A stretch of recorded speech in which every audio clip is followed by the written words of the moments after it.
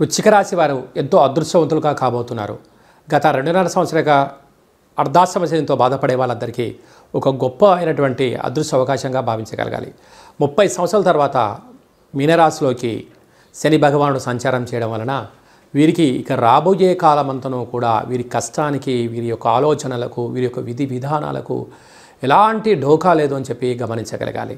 అదే కాకుండా అర్ధాశ్రమంలో శని భగవానుడు సంతాన స్థానంలోకి వెళ్ళడం, అక్కడే ఉండబడిన ఆత్మకారకుడు రవి, బుద్ధికారకుడు బుధుడు, చక్షుకారకుడు రాహు, కాతకారకుడు శుక్రుడు, శని భగవానుడు అక్కడే ఉండడం వలన నూతనంగా వివాహానికి సంతాన యోగం, పిల్లలు, చదువులు, అభివృద్ధి, కెరియరు, తాత ముత్తాతల నుంచి మీకు రావాల్సినటువంటి ధనము, అలాగనే రుణ సమస్యలు, కోర్టు సమస్యలను కూడా తొలగిపోయే సమయం ఆసన్నమైందని చెప్పి గుర్తుపెట్టుకోగలగాలి.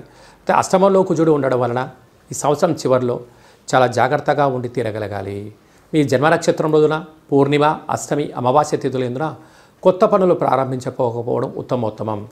చతుర్గ్రహ కూటమితో ప్రారంభమై పంచగ్రహ కూటమితో సంచారం చేస్తూ షష్ఠగ్రహ కూటమితో 28, 29, 30 ఉంటూ మళ్ళీ అర్ధాష్టమ గ్రహ సంచార స్థితిలో ఉండబడిన గ్రహాలన్నీ కూడా తొలగిపోయి ఐశ్వర్యాన్ని కలిగించేటువంటి పంచమ స్థానంలో చతుర్గ్రహ కూటమితో సంచారం చేయడం వలన కొన్ని వేల వీడియోలలో ఈ వీడియో మీరు చూస్తున్నారు అన్నట్లయితే నవగ్రహ స్మరణ, నవగ్రహ మంత్ర సాధన, నవగ్రహ వస్త్ర సాధన అనేటువంటి కార్యక్రమము ఆచరింపచేసే సమయం ఆసనమైందని చెప్పి మీరు గుర్తుపెట్టుకోగలగాలి.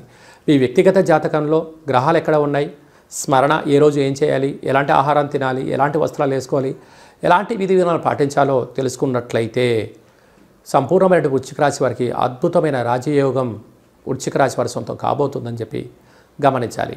కనుక ఈ వీలైనంత వరకు ఈ సంవత్సరం చివరిలో, సంవత్సరం ప్రారంభకాల సమయంలో కొన్ని విధి విధానాలు పాటిద్దాం, దిష్టి తీసి బయట వేసుకుందాం, సంపూర్ణమైన గ్రహ యోగాన్ని పొందుదాం. స్వయంవృత్తులు, సేవా రంగాలు, వ్యాపార రంగ కార్యక్రమాలు, నెట్వర్క్ మార్కెటింగ్ రంగంలో ఉండబడినారు, సక్సెస్ బిజినెస్, రియల్ ఎస్టేట్ వ్యాపారస్తులందరికీ కూడా మంచి కాలం రాబోతుందని చెప్పి గమనించాలి.